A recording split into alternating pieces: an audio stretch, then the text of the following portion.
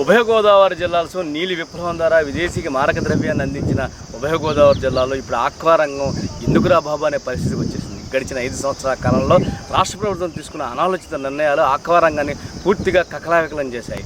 ఎక్కడా కూడా అటు చేపల ఎగుమతులు కానీ ఇటు రొయ్యల ఎగుమతులు కానీ పూర్తిగా నిషేధించే పరిస్థితి కనబడుతుంది.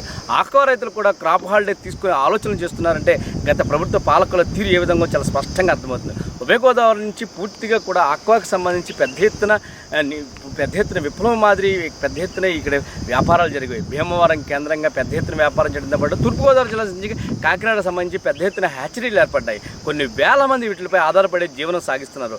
రైతులైతే ప్రభుత్వానికి చేయూతనందించే విధంగా విప్లవాత్మకమైన మార్పులు తీసుకొచ్చే విధంగా ఆక్వాలో పెద్ద ఎత్తున వ్యవసాయం చేయడం సాగించారు. అయితే రాష్ట్ర ప్రభుత్వం తీసుకున్న అనాలోచిత నిర్ణయాల వల్ల ఆక్వా రంగం ఇప్పుడు పూర్తిగా కుదిరైపోయే పరిస్థితి కనబడుతుంది. ఎక్కడా కూడా ధరల స్థిరీకరణ ఏర్పాటు చేస్తామన్న ప్రభుత్వం అటువంటి ఆలోచనే చేయలేదు. రూపాయిన్నరకే విద్యుత్నిస్తానన్నారు, కానీ అరాకొరగా ఇచ్చి మమా అనిపించేశారు. ప్రస్తుతం ఆక్వా గ్రామానికి సంబంధించి అనేక ఇబ్బందులు పడుతున్నారు. ఆక్వాకు సంబంధించి ఆక్వా సంఘం నేత మనతో పాటు ఉన్నారు. ఆక్వాకు సంబంధించి ఎటువంటి ఇబ్బందులు ఉన్నాయో రాష్ట్ర ప్రభుత్వం తమను ఏ విధంగా నష్టపరిచింది, ప్రస్తుతం రాష్ట్ర ప్రభుత్వంపై ఎటువంటి ఆశలు ఉన్నాయని అడిగిస్తుంది. సార్, ప్రధానంగా ఆక్వాకి సంబంధించి గతంలో మీరు ఎన్నుకునే ఏదైతే ఇబ్బందులు పడరా ఇబ్బందులు ఏంటి సార్? మన రాష్ట్రానికే కాదు మన దేశానికే విదేశీ మార్గాన్ని తీసుకొచ్చే ఏకైక వనరు మనకి ఏదన్నా ఉందంటే అది కేవలం ఆక్వాకల్చర్లో ఈ రొయ్యల సాగు. ఆ రొయ్యల సాగు చాలా అభివృద్ధి పదంలో నడుస్తూ విదేశీ మార్గాన్ని పెద్ద ఎత్తున తీసుకొస్తూ మన దేశానికి మన రాష్ట్రానికి ముఖ్యంగా మన ఉభయ గోదావరి జిల్లాలకు ఎంతగానో ఉపయోగపడింది. కానీ ఇక్కడ రాష్ట్ర పాలకులు తీసుకున్న కొన్ని అనాలోచిత నిర్ణయాల వల్ల ఈరోజు ఆక్వా సాగు కనుమరుగు అయిపోయే పరిస్థితి కనబడుతుంది. మళ్ళీ చెరువుల్ని పంట పొలాలుగా మార్చాల్సిన దుస్థితి ఏర్పడుతుంది. ముఖ్యంగా ఇక్కడ ప్రభుత్వం నుంచి ఎటువంటి ప్రోత్సాహాలు లేకపోవడం, రైతుకి విదేశీ మార్గం మీ ద్వారా వస్తుంది, మాకు పెద్ద ఎత్తున గవర్నమెంట్కి తద్వారా ప్రజలకు కూడా ఉపయోగపడుతుందని స్టేట్మెంట్లు ఇచ్చే నాయకులు గత ముఖ్యమంత్రి జగన్మోహన్ రెడ్డి చేశారు తప్ప ఆ రైతులకి దీని అంతటికీ ముఖ్యకారమైన రైతులకి కనీసం ఒక్క విషయంలో కూడా వాళ్ళ ప్రోత్సాహకాలు ఇవ్వలేదు. కేవలం ఎన్నికల హామీలో భాగంగా రూపాయిన్నరకే విద్యుత్ ఇస్తానన్న జగన్మోహన్ రెడ్డి అరకొరగా ఆ విద్యుత్తుని రూపాయిన్నరకే కొంతకాలం ఇచ్చి దాన్ని కూడా కోతలో విధించి చిన్న చెరువులకి 5 ఎకరాల లోపు ఉన్న వాళ్ళకి అది కూడా ఫైనల్ రిజిస్ట్రేషన్ ఉన్న వాళ్ళకి మాత్రం వర్తింపజేసి కేవలం దాన్ని కొంతమందికి పరిమితం చేశాడు. దాని ద్వారా విద్యుత్ బిల్లులు అధికంగా వచ్చి పెట్టుబడి అధికంగా పెరిగిపోయి దిగుబడి తక్కువ రావడంతో రైతు కుదిరైపోయే పరిస్థితి ఏర్పడింది. ఆక్వా సాగు చేస్తున్న రైతులను ఎందుకు ధనిక వర్గాలుగా పరిగణిస్తారో, ప్రభుత్వాలు ఎందుకు వారికి చేయుతనివ్వవు? ఆక్వా రంగంలో తక్కువ పెట్టుబడితో ఎక్కువ లాభాలు సృష్టించి అనేక మందికి జీవనోపాధిని కలిగించే సిస్టమ్ అనేది. దీంట్లో చిన్న సైజు గెళ్ళమ్ముకునే వ్యాపారస్తుడి నుంచి వలలో వేసుకునే వాళ్ళు, మత్స్యకారులు, అనేక రంగాల వ్యక్తులు ఈ ఆక్వాకల్చర్ మీద ఆధారపడి ప్రత్యక్షంగాను పరోక్షంగా కూడా ఆధారపడి జీవిస్తున్నారు. కానీ ఒక గెడ అమ్ముకునే ఒక వ్యాపారి తన గెడకి రేట్ని అతను ఫిక్స్ చేయగలుగుతున్నాడు. కానీ ఇంత కష్టపడి ఇన్ని కష్ట నష్టాలు కూర్చి ఇన్ని ప్రకృతి వైపరీత్యాలకి ఎదురు నిలబడి రొయ్యను పండించిన రైతు తన సరుక్కి తను రేటు నిర్ణయించే పరిస్థితి లేకుండా పోయింది. కేవలం ఇది కొంతమంది చేతిలో ఉండిపోవడం వల్ల, అలాగే ప్రభుత్వం దీన్ని హ్యాండ్ ఓవర్ చేసుకోకుండా కొంతమందికి మాత్రమే దీన్ని పరిమితం చేసి ప్రైవేటు వ్యక్తుల చేతుల్లో పెట్టి ఈ ఆక్వా రంగాన్ని వాళ్ళకి కావాల్సిన రాజకీయ నాయకుల చేతుల్లో పెట్టి ఈ ఆక్వా రంగాన్ని కుదేలు కావడానికి ముఖ్య కారణం అది ధరల స్థిరీకరణ మెయిన్ ప్రధానం అండి. ఎందుకంటే ఒక కేజీ రొయ్య 100 కౌంటుకి తీసుకురావాలంటే ఈ లీజులు ఈ ఎక్స్పెండిచర్స్ అన్నీ లెక్కేసుకుంటే 210 రూపాయల నుంచి 220 రూపాయల వరకు ఖర్చు అవుతుంది.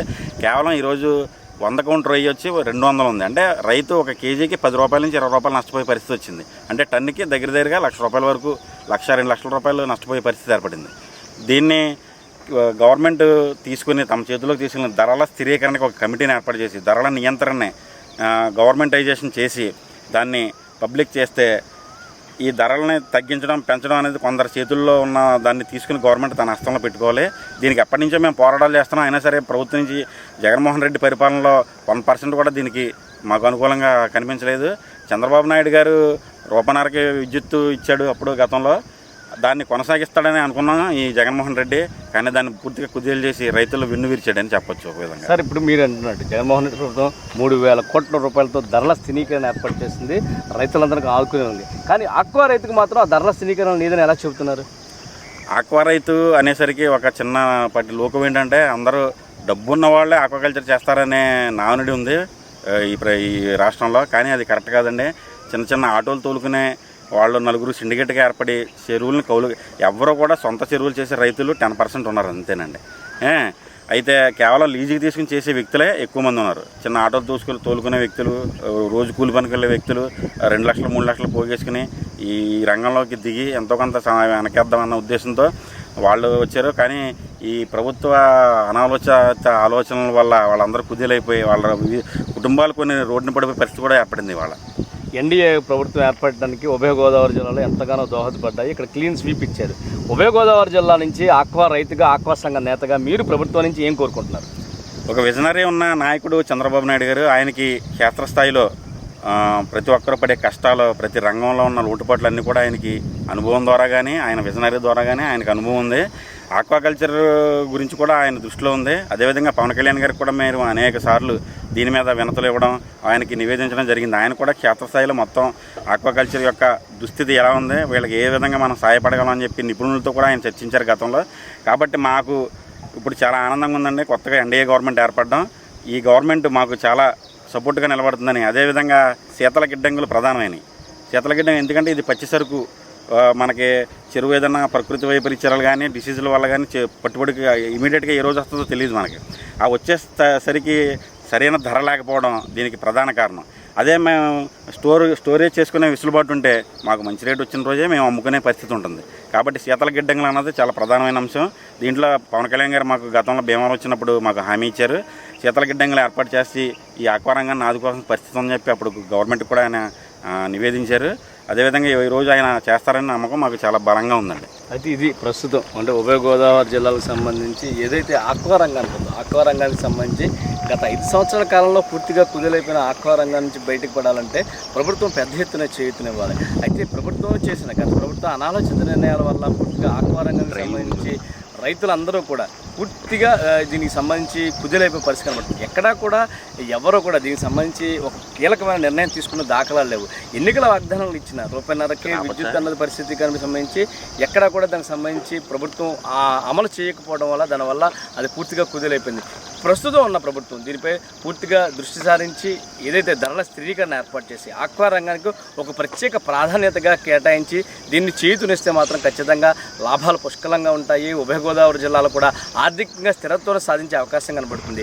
ఎన్డీఏ ప్రభుత్వానికి ఏకపక్షంగా నిలబడ్డ ఉభయ గోదావరి జిల్లాలకు ఎన్డీఏ ప్రభుత్వం చేసే అత్యంత మేలు ఏంటంటే ఖచ్చితంగా వ్యవసాయంతో పాటు ఆక్వా రంగానికి కూడా పెద్ద ఎత్తున చేయూతనివ్వాలని ఇక్కడ రైతులు కోరుకుంటున్నారు.